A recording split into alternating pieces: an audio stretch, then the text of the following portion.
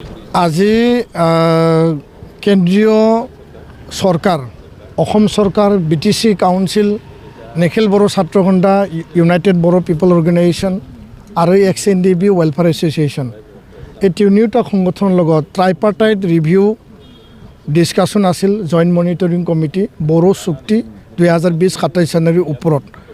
আৰু এই মিটিংখন অধ্যক্ষতা কৰিছে কেন্দ্ৰীয় গৃহ মন্ত্ৰালয়ৰ যুটীয়া সচিব নৰ্থ ইষ্টৰ নীৰজ কুমাৰ বাঞ্চত ডাঙৰীয়া তাত অসম চৰকাৰো আছিল আমি আমাৰ কথা আমি ৰাখিলোঁ যে 125 আৰ্টিকল 280 সংশোধনৰ বিটিচি বিটিআৰখন মোৰ অটনমি মোৰ ফাইনেন্সিয়েল পাৱাৰ সীমা সম্প্ৰসাৰণ অধিক গাঁও অন্তৰ্ভুক্তৰ কথা যি কথা আছিল এই কথাটো আমি ক'লোঁ যে 125 কোৱাৰ লগে লগে 10খন 6 শিডিউলৰ কথা আহে মিজোৰাম মানে মেঘালয় ত্ৰিপুৰা তেওঁলোকৰ কিবা কিবি প্ৰব্লেম আছে আজি আমি দাবী ৰাখিছোঁ 125 নহয় আৰ্টিকল 280 এইটো মোৰ অটনমাছৰ যি মেটাৰ আছে কাৰ্বি আংলং ডিমা হাছাও আৰু বিটিচি বিটিআৰখন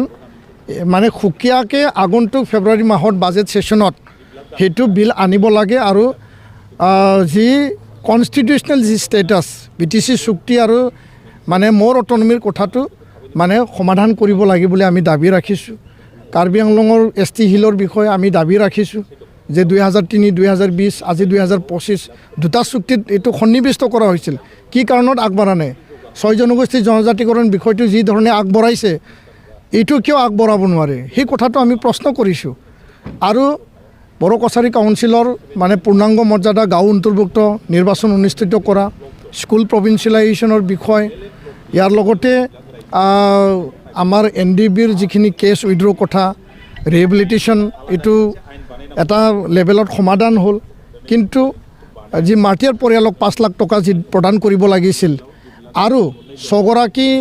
CBI আদালতত ৰঞ্জন দৈমাৰী সহ 6 গৰাকী তেওঁলোকে এতিয়াও মানে জেলত আছে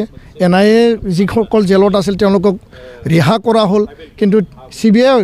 যিখিনি আছে তেওঁলোকক 14 15 16 বছৰ কিয় ৰিহা কৰা নাই এই কথাটো আমি প্ৰশ্ন কৰিছোঁ আৰু 1500 কোটি টকাৰ যিখিনি পেকেজ আছিল আন্তঃগাঁথনি উন্নয়ন আজি চেণ্ট্ৰেল ইউনিভাৰ্চিটি NIT কৰিব লগা আছিল ট্ৰাইবেল ইউনিভাৰ্চিটি বা নেৰিমছ কৰিব লগা চেণ্টাৰ অফ এক্সেলেঞ্চ উপেন ব্ৰহ্মৰ নামত এইবিলাক আজি তাৰিখত 1500 কোটি টকাৰ পেকেজ অনুষ্ঠান প্ৰতিষ্ঠান কি হৈ আছে আমি জানিব বিচাৰিছোঁ আলোচনা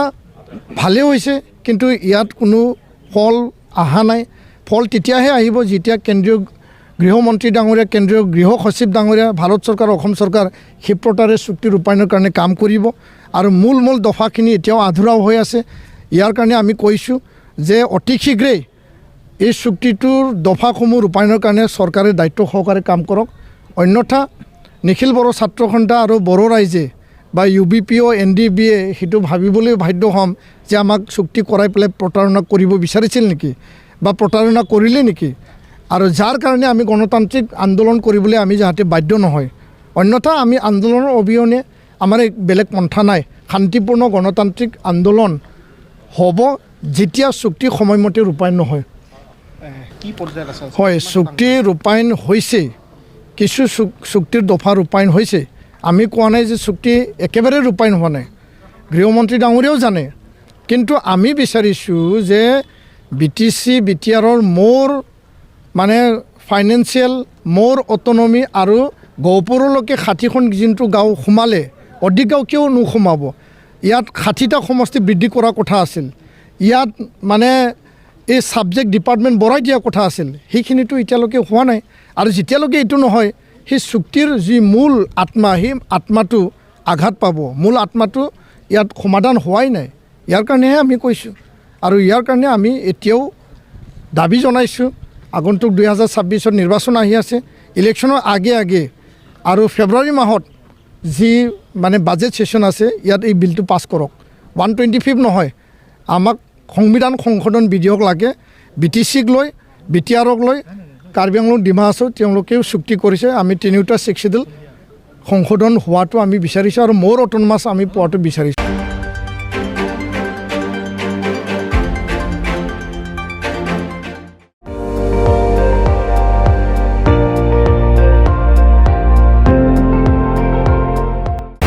আপুনি চাই আছে ND24